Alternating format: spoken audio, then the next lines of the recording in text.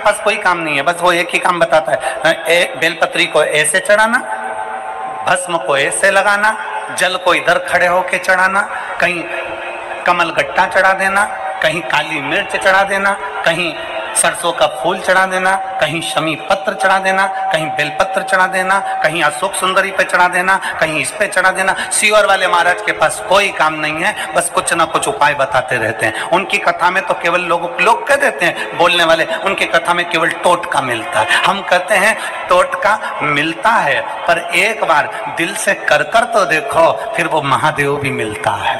कौन कहता है? आप दिल से कर तो देखो।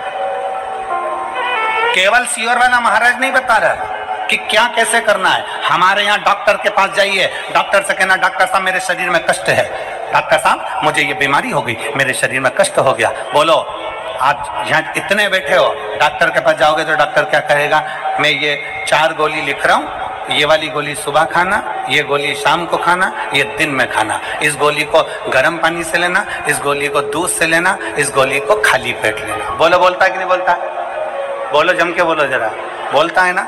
इस गोली को खाली पेट खाना, रात को खाना, दिन में खाना, सुबह खाना। तो क्या डॉक्टर टोटका बता रहा है? डॉक्टर टोटका बता रहा है? केवल गोली खाने का तरीका बता रहा है। उसी तरह शिव महापुराण में वेद व्यास जी ने 18 पुराण में कहीं पर भी मेरे वेद व्यास जी ने कोई उपाय नहीं बताया, पर शिव महापुराण में वेद व्यास जी ने एक एक चीज लिख दी। क्यों? क्योंकि ब्रह्मा ब्रह्म लोक में है, भगवान विष्णु वैकुंठ लोक में है, भागवत मेरे भगवान कृष्ण की है, राम कथा मेरे राम जी की है, शिव पुराण, स्कंद पुराण, कूर्म पुराण, जितने भी पुराण हैं उस पुराण में शंकर का तत्व है। इसलिए शिव महापुराण में मेरे भोले बाबा के लिए वेद व्यास जी ने एक एक चीज लिख दी कि ऐसा करने से ऐसा होगा। मतलब दवाई खाना है, एक साथ मत खा जाना, उसके खाने का तरीका है। उसी तरह शंकर को बेलपत्र चढ़ाने का तरीका है, शिव को जल चढ़ाने का तरीका है, शंकर को रिझाने का तरीका है। उस तरीके से रिझाओगे तो शिव सुन ले। आपको शंकर से जोड़ना चाहती है, अपने से नहीं, शिव से जुड़ो। बहन ने मैसेज करा है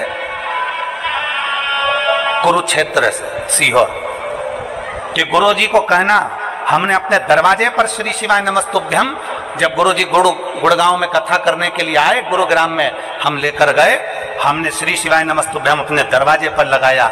मेरी एक कोर्ट में फाइल चल रही थी, वो पूर्ण नहीं हुई। अगर वो कथा सुन रही हो कुरुक्षेत्र की बहन, तो वो कथा सुन रही हो तो हम आपका स्मरण कर रहे हैं। एक फाइल कोर्ट में चल रही थी, श्री शिवाय नमस्तुभ्यम लिखा, हमने अपने दरवाजे पर लगाया और श्री शिवाय नमस्तुभ्यम दरवाजे पर चिपकाने का वो फल मिला कि हमारी फाइल 15 दिन के अंदर निपट गई और बाबा ने हमारे ऊपर कर। केवल एक मंत्र का उच्चारण, मंत्र का स्मरण भी हमें सुख दे जाता। दीपावली पर सब सामान खरीदने जाना, दिवाली पर पर्दे खरीदने जाओ, दिवाली पर सोफा सेट का कवर खरीदने जाओ, दिवाली पर तुम दुनिया का बर्तन भांडा, तुम जो खरीदना है तुम्हारे लिए, आभूषण, रतन, माणिक, मोती, कपड़े लत्ते सब खरीदने जाओ, तो दिवाली पर एक पूछो जाकर, क्या तुम्हारे पास श्री शिवाय नमस्तुभ्यम है? एक बार मेरे शंकर को भी घर पर लाकर लगा दो, शिव को भी लेकर आओ। क्या तुम्हारे दरवाजे पर श्री शिवाय नमस्तुभ्यम मिल रहा है? क्या तुम्हारे दरवाजे पर श्री शिवाय नमस्तुभ्यम है? तुम हमारी दुकान में श्री शिवाय नमस्तुभ्यम हो तो दो, एक मैं अपनी दुकान पर लगाऊं, एक मेरे अपने घर पर लगाऊं। उस मंत्र का स्मरण, ये तुम्हारे, परंतु भगवान शंकर का शिवलिंग का निर्माण करोगे तो निर्माण करने से तुम्हारी आयु भी प्रबल होगी। आय तो होगी पर आयु भी प्रबल होगी। शिव तत्व की प्राप्ति। और मैंने तेरे ही भरोसे बाबा, तेरे ही भरोसे हवा बिच उड़ती जावांगी बाबा, डोर हथो छड़ी ना मैं कटी जावांगी।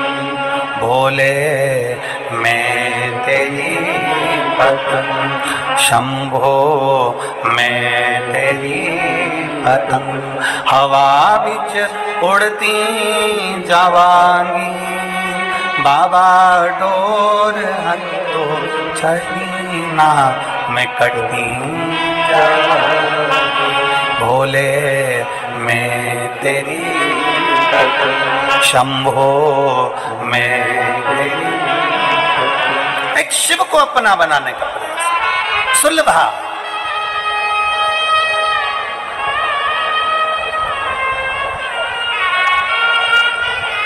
सुलभा के माता पिता ने सुलभा को पार्थिव बनाने का निर्णय दिया। बनाओ पार्थिव। सुलभा ने पार्थिव बनाना प्रारंभ किया।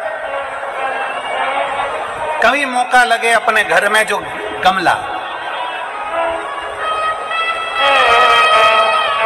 तुम्हारे घर के अंदर बगीचा नहीं होना तो चलेगा, गमला है छोटा सा, अरे बोलो तो जम के, काय का भी गमला हो, मिट्टी भरी हुई गमला है, अगर छोटा सा भी गमला हो ना तो उस गमले में महीने में एक बार उसी मिट्टी को उठाकर ऐसा शिवलिंग जैसी आकृति बना लो, वहीं पे जलाधारी बना लो और उसी पर थोड़ा सा जल 3 बार आचमन जैसा छोटा छोटा सा चुल्लू में लेकर जल भी अगर शिव को समर्पित कर दिया, वो चढ़ाओ ना चढ़ाओ, थोड़ा सा जल भी अगर आपने दे दिया और वापस उसी शिवलिंग को उसी गमले में विसर्जन कर दिया, उसी गमले में पानी डालकर ठंडा कर दिया, विसर्जन कर दिया, तो भी वो शिवलिंग आपकी आय और आयु दोनों को बढ़ाने का कार्य करता है।